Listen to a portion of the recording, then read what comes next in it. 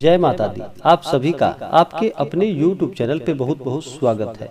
आइए आज सुनते हैं मंगल प्रदोष व्रत की कथा।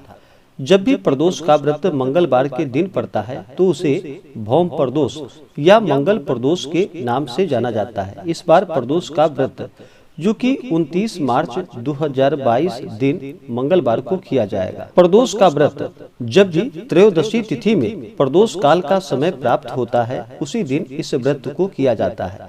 तो त्रयोदशी तिथि प्रारंभ समय 29 मार्च 2022 दिन मंगलवार दोपहर 2:39 और त्रयोदशी तिथि की समाप्ति होगी 30 मार्च 2022 दिन बुधवार दोपहर 1:20। तो हमें त्रयोदशी तिथि में जो प्रदोष काल का समय प्राप्त हो रहा है वह समय 29 मार्च 2022 को ही प्राप्त हो रहा है। तो इस दिन इस व्रत को किया जाएगा।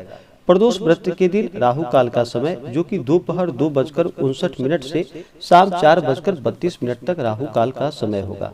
राहु काल समय के दौरान कोई भी शुभ कार्य या नया कार्य नहीं करना चाहिए, यह लाभप्रद नहीं होता है। सूर्योदय सुबह 5:45 और सूर्यास्त शाम 6:04। तो प्रदोष के व्रत में प्रदोष काल के समय में भगवान भोलेनाथ, माता पार्वती और साथ में जहाँ पर भी भगवान भोलेनाथ का पूजन किया जाता है वहाँ पर उनके शिव परिवार का भी पूजन किया जाता है। तो प्रदोष काल का समय सूर्यास्त से 72 मिनट पहले और 72 मिनट बाद का समय होता है प्रदोष काल का। तो सूर्यास्त जो कि शाम 6:04 है।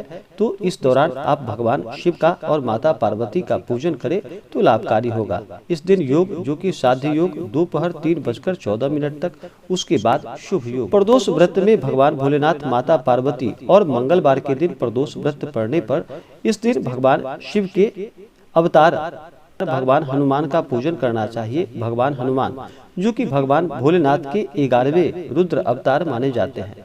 तो इस दिन हनुमान जी का भी पूजन करना चाहिए, इससे पुण्य फलों की प्राप्ति होती है। जो भी मंगलवार के दिन प्रदोष व्रत पड़ता है इस व्रत को करने से आरोग्य की प्राप्ति होती है, जीवन में सुख समृद्धि आती है। प्रदोष का व्रत 2 गायों को दान करने के बराबर पुण्य फलों को प्रदान करता है और अंत में मोक्ष को प्रदान करता है।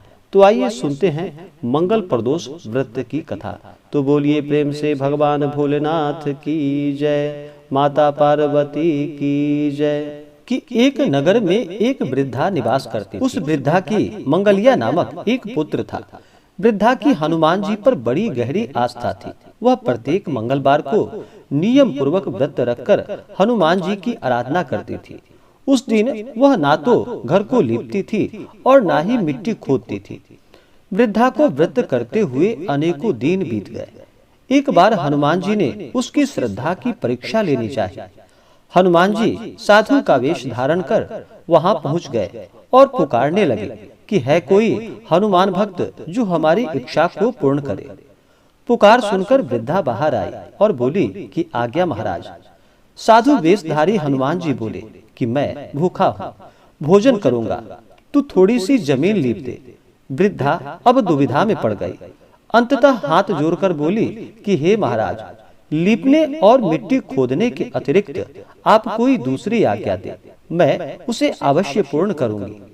साधु ने 3 बार प्रतिज्ञा करा करके उसके बाद कहा कि अब तू अपने बेटे को बुला, मैं उसकी पीठ पर आग जलाकर भोजन बनाऊंगा।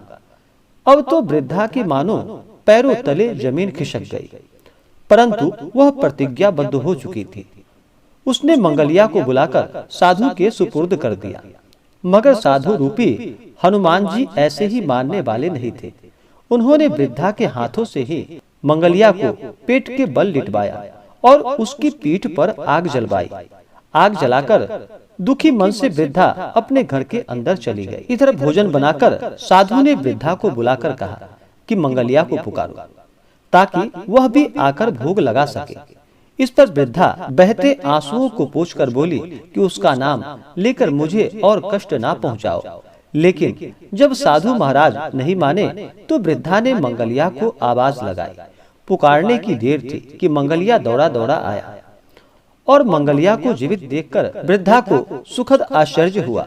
वह साधु रूपधारी हनुमान जी के चरणों में गिर पड़ी। साधु अपने वास्तविक रूप में प्रकट हुए। हनुमान जी को अपने घर में देख वृद्धा का जीवन मानो सफल हो गया। सूत जी बोले कि मंगल प्रदोष व्रत से शंकर हनुमान भी रुद्र हैं। जो भी सच्ची श्रद्धा के साथ मंगल प्रदोष का व्रत करते हैं उनके ऊपर भगवान भोलेनाथ के साथ साथ हनुमान जी भी प्रसन्न हो जाते हैं और अपना कृपा बरसाते हैं। तो बोलिए प्रेम से भगवान भोलेनाथ की जय, माता पार्वती की जय, हनुमान जी महाराज की जय। इसी प्रकार से जो भी सच्ची श्रद्धा के साथ प्रदोष का व्रत करते हैं उनके जीवन की सभी बाधाएं दूर होती है तथा सुख और समृद्धि की प्राप्ति होती है। तो आशा करता हूं कि जानकारी आपको अच्छा लगा हो। ऐसे ही जानकारियां प्राप्त करते रहने के लिए हमारे इस चैनल को लाल बटन दबा करके सब्सक्राइब जरूर करें, साथ में बेल आइकन घंटी को दबाएं ताकि वीडियो का नोटिफिकेशन आपको समय से मिलता रहे। वीडियो को लाइक करें, शेयर करें। जय माता दी, धन्यवाद।